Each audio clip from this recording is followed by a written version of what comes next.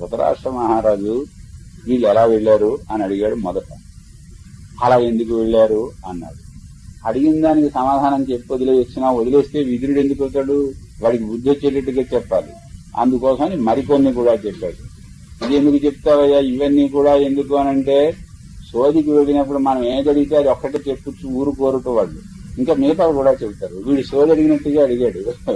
సూదిపోయిందని సోదికి పెడితే ఇంకా ఏమేమి ఉన్నాయో అన్ని కూడా చెప్పారట ఆ సోది చెప్పేటటువంటి వాళ్ళు. అలాగా ధృతరాష్ట్రుడు పాండవులు అలా ఎందుకు వెళ్లారు అంటే అంతతోటి చెప్పకుండా మిగిలిన విషయాలు కూడా చెప్పడమే. అయ్యా ఊళ్ళో వాళ్ళు అందరూ అన్నారు ధృతరాష్ట్ర మహారాజా అన్నారు. ఏమంటారు వాళ్ళు? వీళ్ళని తిట్టికి వస్తారు. ఆ తిట్టి అన్ని చెబుతున్నాడు. ఊళ్ళో వాళ్ళు ఏమని తిట్టారో చెప్తున్నాడు. హాహా గచ్చంతి నో నాథాహ సమవేక్ష్యధ్వమీదృశం అహో దిక్పురు వృద్ధానాం కాలానామివ చేష్టితం. అయ్యో మన ప్రభువులు, మన సంరక్షకులు వీళ్ళు వెళ్లిపోతున్నారు. ఎందుకు వీళ్ళకి వచ్చిన ఏళ్ళు ఎవరికి వచ్చాయి? కురువృద్ధానం. వీళ్ళకి వచ్చిన ఏళ్ళు ఎవరికి వచ్చాయి? చిచి, చిన్నపిల్లలు కూడా మూర్ఖులు కూడా ఇలా వ్యవహరించరు. వాళ్ళని అలాగే అడవులకు పంపిస్తారా? ద్రౌపదికి ఇలా అవమానం చేస్తారా? రాష్ట్రం నుంచి వీళ్ళని ఇలా పంపిస్తారా? వాళ్ళు కాదు, ఇప్పుడు దిక్కులేని వాళ్ళు అయింది. వాళ్ళకేం ఏనుగు ఎక్కడున్నా విలువైంది. అనాథాస్మ భయం సర్వే వియుక్తా పాండునందనై. పాండు మహారాజు గారు కుమారులు లేనందువల్ల మనమే దిక్కు లేని వాళ్ళం అయిపోయాం. ఇప్పుడు మనం ఎవరి పాలయ్యాం? దుర్వినీకేషు, ఏమాత్రం నీతి లేనటువంటి వాళ్ళు, అందులో దుష్ట నీతి ఉన్నవాళ్ళు.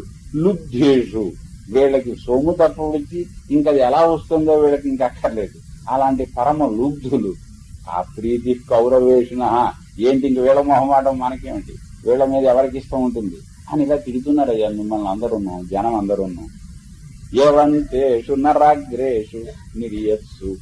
ఇంకా అలా వీళ్ళు జనం ఇలా తిడుతూ ఉంటే పైనుంచి పిడుగులు పడ్డాయి ఏకంగాను. మరి రాహుగ్రస్తమైన సూర్యగ్రహణం వస్తే చీకటి ఎలా వస్తుందో అలా వ్యాపించింది ఏకంగాను. ఉల్కలు పడ్డాయి పైనుంచి. ఇక రకరకములైన గ్రద్దలు, గుడ్లగోబలు మొదలైనవి పూయటం ప్రారంభించాయి. దేవాలయాల మీద, చైత్య వృక్షాల మీద, ఇలాంటి వాటి మీద వ్రాలి అవి పూస్తున్నాయి. ఇదంతా చూస్తే ఇవి మహోత్పాదములను ధృతరాష్ట్ర మహారాజా భరతానాం అభావాయ రాజన్ దుర్మంత్రికే తవ. ఈ మాట ఇప్పుడు మొట్టమొదటిసారి విదురుడు అన్నాడు. నీ దుర్మంత్రము వల్ల, నీ దురాలోచన వల్ల ఇవన్నీ కూడా జరిగాయి. దీని ఫలితం ఏమిటయ్యా అంటే భరతానాం అభావాయ. ఇక భరత వంశానికి చెందిన వాళ్ళు మిగలాలు తప్పొడిచి ఇక వీళ్ళెవళ్ళు మాత్రం మిగలరు. ఇక పాండవులు తప్పొడిచి ఇక్కడ వాళ్ళు మిగలరు. ఎంత వద్దనేవాడికైనా, నాస్తికుడికైనా కానీ తానేదో అతి ముఖ్యం అనుకున్న పని మీద పెడుతుంటే ఎవరన్నా తుమ్మిడనుకోండి, ఈ వెధతుమ్ములన్నీ ఇప్పుడే రావాలా అంటాడు వాడు. మిగతావన్నీ ఏవి ఒప్పుకోడు. కానీ తన ముఖ్యమైన పని మీద వెళ్ళేటప్పుడు తుమ్మితే మాత్రం వాడికి కష్టం వేస్తుంది.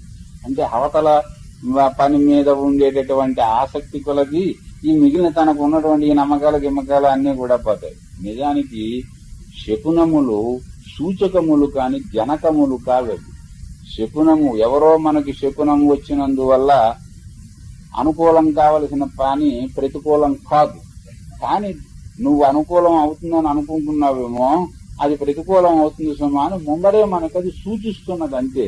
అంతే తప్పొడిచి ఇది ప్రతికూలముగా చెయ్యదు. ఇది లేకపోతే అక్కడే తయారైనటువంటిది. ఇక్కడ మార్పు ఎలా వస్తుంది? ఇక్కడ వీడు ఎవరో ఏదో వచ్చాడు కదా అని చెప్పని నిజానికి వాటి ఉద్దేశం అంతటిదే. కానీ అంత స్థిమితంగా ఇతరుల కోసం చెప్పడం అయితే ఉపన్యాసం చెప్పవచ్చును. కానీ తను అతి ముఖ్యమైన పనికి వెళ్ళేటప్పుడు దుశ్శకునం ఏదైనా వచ్చింది అంటే ఇంత స్థిమితంగా మనిషి ఆలోచిస్తాడా? నానా కంగారు పడతాడు. ఇదిగో దుర్యోధనుడికి కూడా ఇలా కంగారు పుట్టి దుష్టచతుష్టయం వెళ్లి ద్రోణాచార్యుల వారి చుట్టూ మూగారు కదా.